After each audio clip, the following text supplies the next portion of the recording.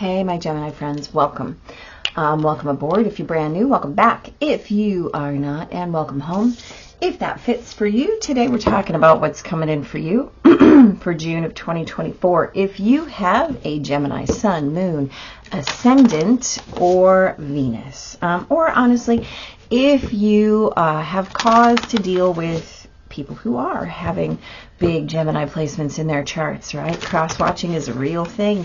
Knowing what's coming in your energy field, even if that's in a reflection of another human, is super important. So today we're talking about what's coming in for June of 2024. Now here's the deal. This is a general reading. It can't and won't resonate for all of you. So please make sure that you take what belongs to you and leave behind what does not.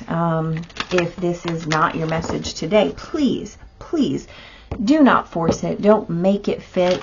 And don't bend your story in order to fit a message, right? This applies not just here, but everywhere, my friends, everywhere. Yeah. And the fact of the matter is, your intuition is always going to steer you correctly. So make sure that your practices work on honing your intuition. If you do not find your messages here and you're looking for messages, and you don't find them in your other signs or other placements, there are tons of pick a card readings available on this channel and many other channels. So as always, your messages are always available. Just make sure that you're listening. So you start with the South Node, which is always exciting.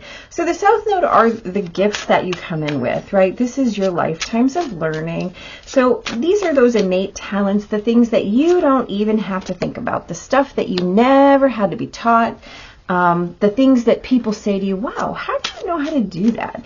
And you just speak with clarity and say, you know what? I have no idea.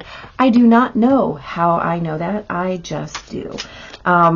You also have hearing messages for spirit. I am a clear channel for messages from spirit. So what you're talking about right here is a really wide sense of intuition, of that psychic gifting. Oof, another 2 10s. Taurus had 2 10s in their reading as well, so that's interesting. So at any rate, we're talking for you. Yeah, okay, so here's the thing. Let's talk about this. You have Jupiter having just moved into your sign, right? You also get the South Node and this messaging about being a clear channel for messages from spirit, right? You have the Knight of Wands, the Ten of Pentacles, the Hanged Man, the King of Swords, the Ten of Wands, and the Six of Cups. So, let's have this conversation. I think, honestly, my Gemini friends, I think that you have some opportunity to really open up to some of your psychic gifts, some of your awarenesses when it comes to divine messaging. I believe that this is probably something that you had an awareness of when you were a child, but it may have been tweaked out of you, and we all understand what that means, right?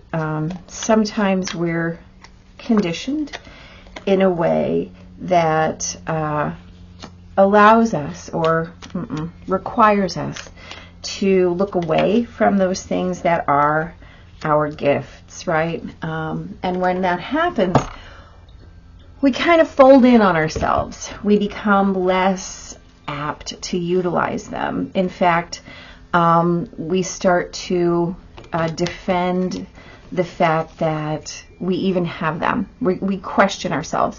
What's happening for you in June of 2024, my Gemini friends, is that your gifts are coming home to roost. They are showing up as your legacy, right? Because let's face it, they are your legacy.